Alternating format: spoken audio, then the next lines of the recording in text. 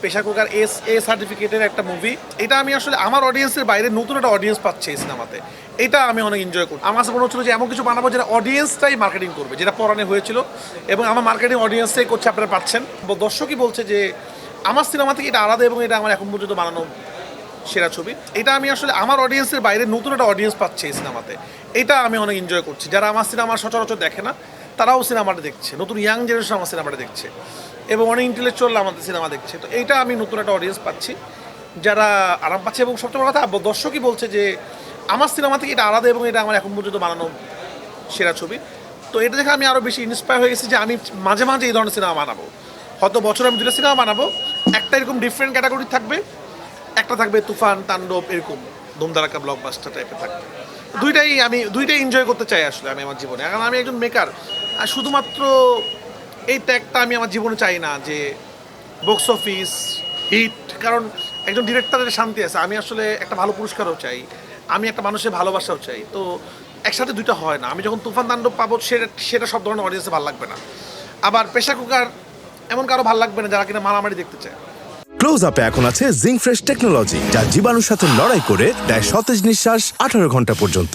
তো ঠিক আছে, এক ঈদে বানাবো এরকম সিনেমা, আরেক ঈদে বানাবো এরকম সিনেমা। তো ব্যালেন্স করে আমি লাকি, আমি দুই ধরনের সিনেমা বানাতে পারি আলহামদুলিল্লাহ। কোরবানিতে প্ল্যান আছে এখন পর্যন্ত, বাট খুব প্রেশার হয়ে যাবে ভাবতেছি, খুব তাড়াতাড়ি সিনেমা বানাতে হবে। বাট কোরবানিতে প্ল্যান এখন পর্যন্ত আছে, কোরবানিতে আসবে। কোরবানিতে পরেও আমার একটা সিনেমা আছে আন্ধার, যেটা আমার শুটিং শেষ, অলরেডি এডিট পোস্ট চলতেছে।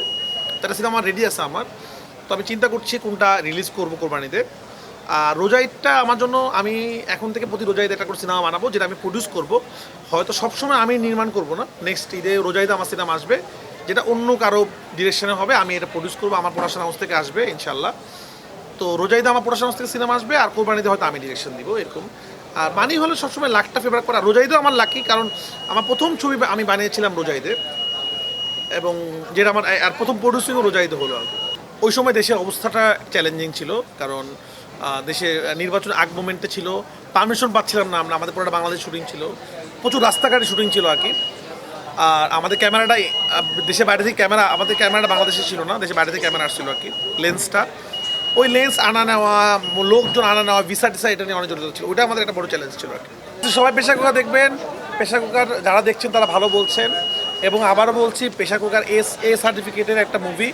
যারা এই ধরনের মুভি দেখতে চান তারা আসেন, এবং যারা এই ধরনের সিনেমা দেখতে চান না তারা আসবেন না। আর প্রেসার কুকার যারা দেখছে এখন পর্যন্ত অনেক ভালো প্রেসার কুকার। আজ পর্যন্ত এখানে একমাত্র যেখানে এসেছে আজকে দর্শকের রিভিউ থেকে এসেছে। আমি বারবার বলেছি, এবার আমি আগে গান ছাড়িনি, আগে টিজার ছেড়েছি, ট্রেলার ছাড়িনি। আমার কাছে মনে হচ্ছিলো যে এমন কিছু বানাবো যেটা অডিয়েন্সটাই মার্কেটিং করবে, যেটা পরানে হয়েছিল, এবং আমার মার্কেটিং অডিয়েন্সটাই করছে, আপনারা পাচ্ছেন। তারপর সবাই দোয়া করবেন ইনশাআল্লাহ। প্রেসার কুকার আমার অন্য সিনেমার থেকে ডিফারেন্ট যেহেতু সিনেমা, এবং আমার যেটুকু প্রত্যাশা অলরেডি পূরণ হয়ে গেছে, আরও প্রত্যাশা পূরণ হবে, এবং প্রেসার কুকার ব্লকবাস্টার হবে ইনশাআল্লাহ।